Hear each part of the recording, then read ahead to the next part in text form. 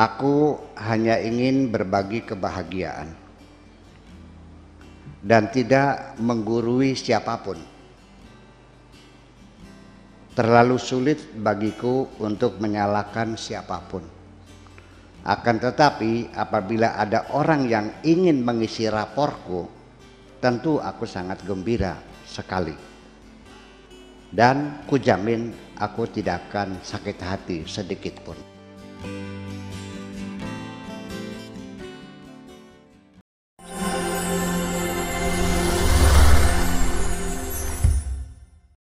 Kita masih punya waktu sesi terakhir dan itu artinya kita masuk pada sesi closing statement. Dan Buya dipersilakan untuk memberikan closing statement untuk episode kali ini. Silakan Buya.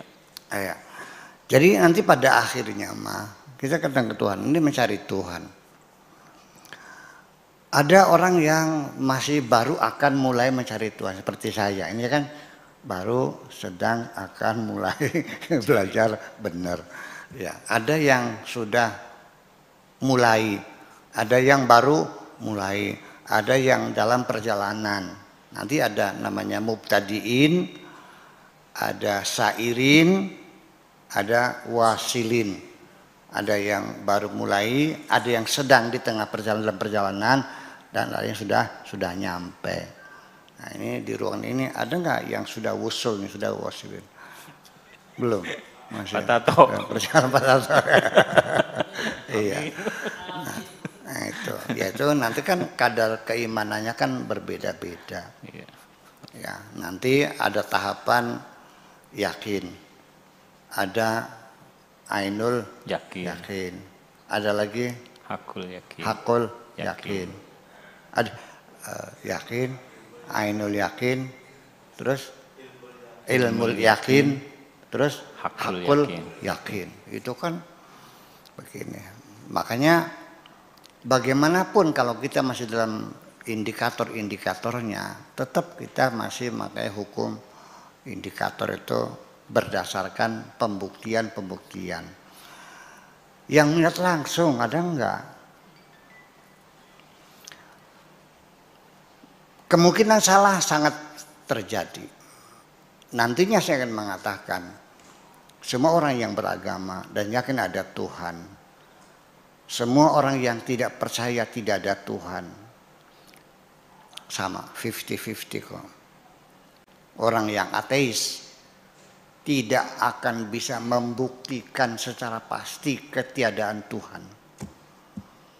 Kamu juga yang percaya ada Tuhan tidak pasti memberikan pembukti pasti benarnya ini Tuhannya bisa dibuktikan secara fisik, nggak bisa. Kembali kepada keyakinan. Nanti ujungnya semacam itu. Nah, tetapi dalam tahapan-tahapan dari yakin, ilmu yakin, ainul yakin, hakul yakin itu sendiri, dan yakin itu di atas iman ya. Alladzina yu'minuna bil ghaibi, terakhir walladzina wa bil akhirati hum yuqinun. Yakin itu lebih dari iman. Artinya sudah melihat sendiri. Ingin saya kasihkan satu contoh. Kalau hanya berdasarkan indikator, hanya dilalah indikator. Santri saya mengatakan kepada tamu, Pak silakan nunggu di sini, Buya lagi istirahat. Nunggu kan? Dari pagi sampai sore. Saya datang. Pak Kiai saya nunggu dari pagi. Kata santrinya lagi istirahat. Saya panggil santri itu. Kenapa kamu suruh tunggu tamu nunggu dari pagi sampai sore? Dari mana kamu tahunya sedang ada istirahat? Ini mobilnya ada. Sendalnya ada. Ini anak santri tidak bisa disalahkan. Karena dia juga berargumentasi.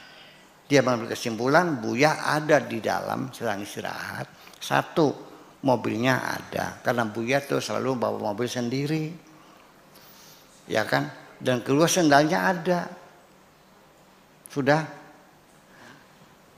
Kamarnya tertutup. Ya kan? Berarti ada di dalam. Ternyata saya hari itu ngajinya di pendopo.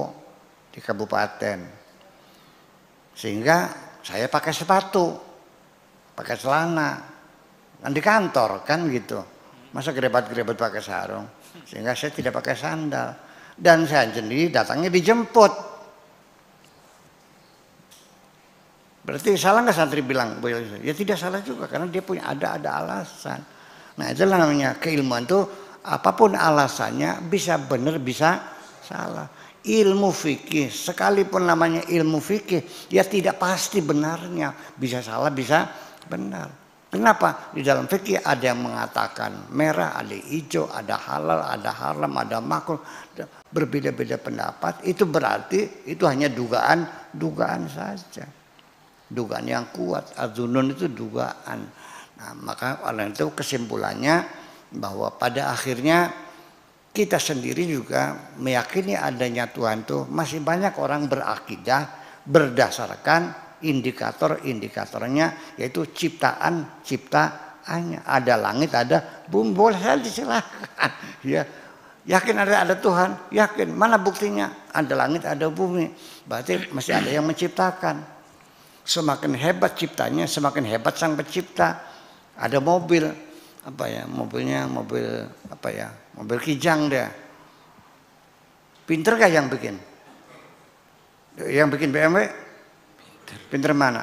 Pinter BMW. Yang bikin Mercy 600, yang bikin Lamborghini, yang bikin Bugatti, bikin Ferrari, makin hebatnya ciptaannya menunjukkan semakin hebatnya yang menciptakannya. Lebih hebat mana yang buat pesawat dengan yang buat matahari? Nah, itu kan logika. Tapi kan karena belum pernah melihat Tuhan kan. Nabi Musa juga ingin melihat ya Allah, nongol dong. kata Musa, Tuhan nongol dong, gue pengen lihat lo. Rabbi arini andur ilaika. Bahasa Indonesia nongol dong, gue pengen lihat lo gitu. Hari ini andur ilaika. Hari ini muncullah engkau, ya perlihatkan kepadaku andur ilaika supaya aku bisa melihat engkau. Nggak bisa. Ya, malah disuruh karena maksa. Oke, kalau begitu lihat gunung. Ya, fa in istaqarra makanahu fasaufa tarani. Musa nggak bakal mampu kau melihat aku. Ini petunjuk dari Al-Quran. Jangan minta pengen bisa melihat Tuhan, nggak bakal bisa. Matamu dicipta tidak akan mampu melihat zat Tuhan kok.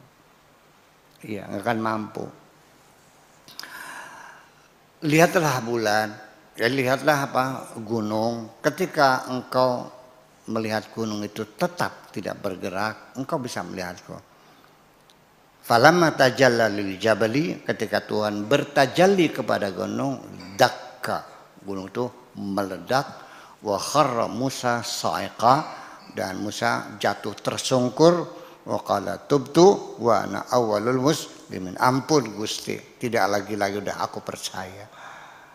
Tidak bisa melihat, kan nggak bisa gitu.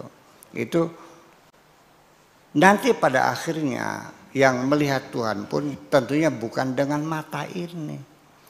Laisa bil basari bal bil basirah. Yang bisa melihat Tuhan itu adalah bukan basar, tetapi basirah. Bukan penglihatan mata kepalamu, tapi mata hatimu yang akan melihat Tuhan.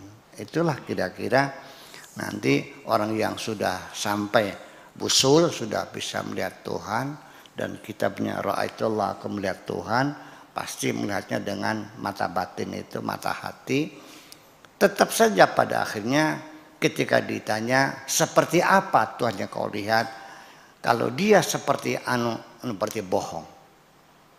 Tetapi kalau jawabannya tidak seperti apa-apa, betul. Bahwa Tuhan itu tidak seperti apa-apa. Laisa kamitslihi syai'un. Jadi pada akhirnya apakah Tuhan bisa dilihat?